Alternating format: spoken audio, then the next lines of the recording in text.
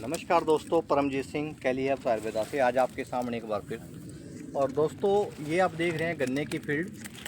आपने गन्ने का मेड़ा आपने देख लिया है, गन्ने की रंगत आपने देख लिया है, गन्ने का फुटाव आपने देख लिया है। और अगर आप देखें तो गन्ने की पूरी फील्ड जो है वो आपके सामने है।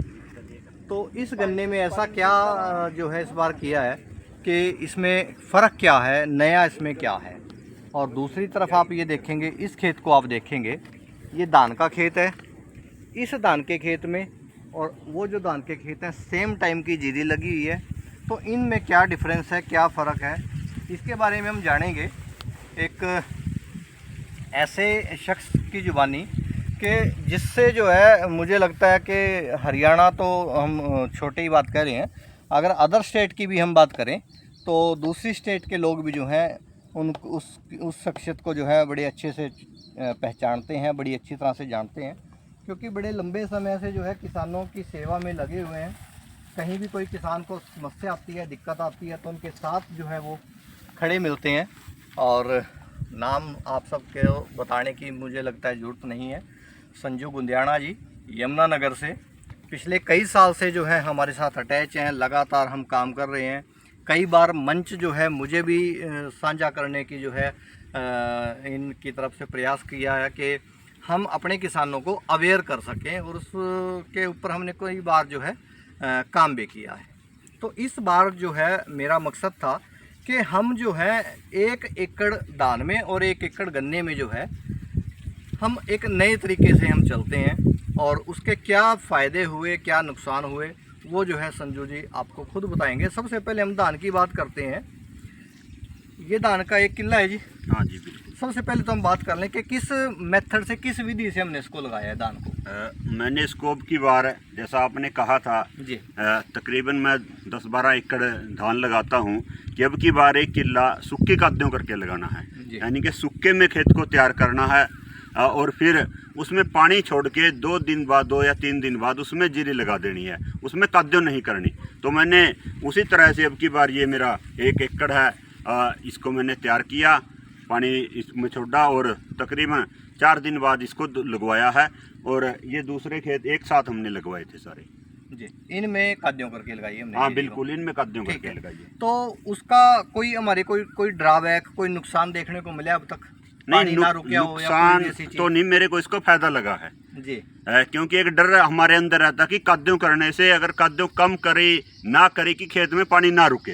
लेकिन ये हमारी डाक्कर ज़मीन है, वैसे भी इस खेत का ये पानी कम खाता है, लेकिन अगर एक बार सूख जाए फिर दोबारा इसको भर नहीं सकते जी। तो इसमें पानी भी मैंने बहुत कम दिया है दूसरे खेत से, काद्यों वाले खेत से इसमें कम पानी दिया है, कम चलाया है।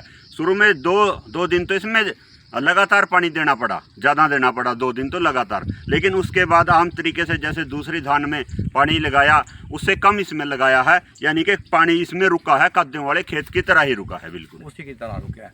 तो अगर इसी एक्सपीरियंस को हम ले जाएं, अभी लास्ट तक जैसे जीरी हमारी पकेगी, इसके एक तो ये बताया, दूसरे इसके मल्टीपल फ़ायदे ये हैं कि इसमें हमारा सबसे पहला तो जो है खर्च में जो है वो कटौती होगी हमारी, क्योंकि ट्रैक्टर की जो है ट्रैक्टर से जुताई सूखे में हो जाएगी इसमें। बिल्कुल, काद्यों करना एक महाभारत है किसान के लिए जी। खेत में काद्यों में ट्रैक्टर चलाना जी, गारे में कहेंगे हम दसाना, ये उसको कहेंगे ट्रैक्टर का भी नुकसान, अपना भी नुकसान, डीजल का तो खर्च पड़ता ही पड़ता है, उसका भी हमारे को बहुत फ़ायदा हुआ है। अगली बार हम और ज़्यादा ऐसे धान लगाएंगे। और इसका जब हम मान लो हमारी ये फसल कट जाएगी, अब जब गेहूं की फसल हम बीजेंगे उसमें भी कोई फायदा नजर बिल्कुल मिलेगा, 100% मिलेगा।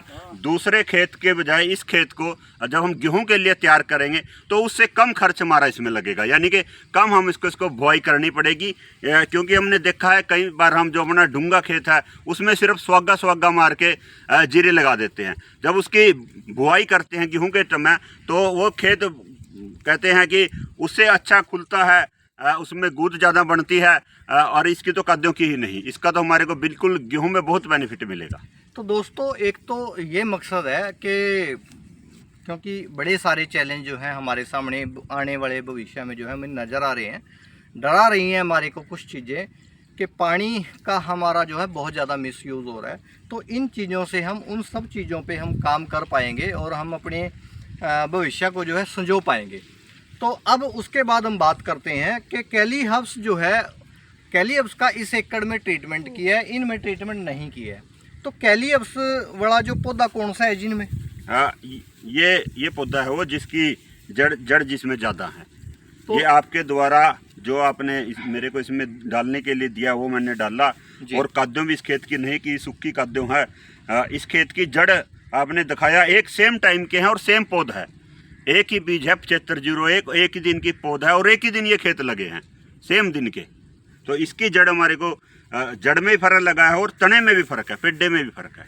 इसका मजबूत, जैसे कहते हैं कि इसमें हमारे को मजबूत जान ज़्यादा लगी है। पौधे के अंदर नेचुरल सी बात है, जान ज़्यादा है। उसके पीछे बहुत सारे कारण हैं। जैसे हम अक्सर आपको बताते हैं कि हम अपने प्लांट को न्यूट्रिशन जो है अवेलेबल कराते हैं। तो अगर प्लांट को प्रॉपर न्यूट्रिशन मिलेगा और नेचुरल न्यूट्रिशन दे रहे हैं हम कैली हब्स के थ्रू, तो उसके इम्पैक्ट दोस्तों आएंगे ही आएंगे, उसको कोई रोक ही नहीं सकता। और अच्छा हाँ, दूसरा, इस खेतों की बजाय इसमें आपने क्या क्या नहीं दिया उस पर बात कर लेते हैं हम। बिल्कुल, मैंने इस खेत में अब की बार डीएपी भी नहीं डाला। ठीक है जी। डीएपी के तौर पे मैंने इसमें 1 कट्टा सुपर का डाला है, सिर्फ 1 कट्टा सुपर, और जबकि दूसरे खेत में मैंने आधा कट्टा डीएपी का डाला हुआ है। और इस खेत में ना तो जिंक दी है, ना सल्फर डाली है, ना कोई ग्रोथ की दवाई डाली, कुछ भी इसमें मैंने नहीं डाला। सिर्फ इसमें यूरिया प्रति एकड़ अगर मैं मानूँ इसमें 1.5 कट्टा दिया है मैंने यूरिया का, सिर्फ 1.5 कट्टा, 2 बार सुपर के साथ, आधा कट्टा सुपर का, आधा यूरिया का, आधा सुपर आधा यूरिया, और अब बाद में आधा कट्टा फिर। यानी कि वो भी मेरा बच्चा है, क्योंकि इसमें आपने जो मेरे को दिया था, एक तो मैंने इसमें 20 किलो सरसों की खल डाल ली थी शुरू में जैसे बताया गया था मेरे को, और उसके बाद एक काया क्लच थी और फसल रक्षक, ये 2 दवाई होती। ठीक है। तो खेत जो है आज की डेट के हिसाब से कमज़ोर तो नहीं है? नहीं जी, बिल्कुल कमज़ोर नहीं है, खेत सेम खेत है, सेम बिल्कुल सेम है। ठीक है। जबकि सेम तो है ही, आपने जो दिखाया हमारे को जड़ की ग्रोथ वो इसकी ज़्यादा है। जी जी, ऑलमोस्ट जो है डबल के आसपास जो है जड़ की ग्रोथ है। और रूट अगर ज़्यादा है, रूट की डेवलपमेंट अगर ज़्यादा है, तो नेचुरल सी बात है कि अब इसके इम्पैक्ट जो है हमें जैसे जैसे और दिन निकलेंगे इसके इम्पैक्ट हमें आगे निकलते जाएंगे। अब इस वीडियो को हम यहीं रोकते हैं और नई वीडियो जो है गन्ने के ऊपर, क्योंकि वीडियो लंबी हो जाएगी, तो गन्ने पे हम अलग से बात करते हैं।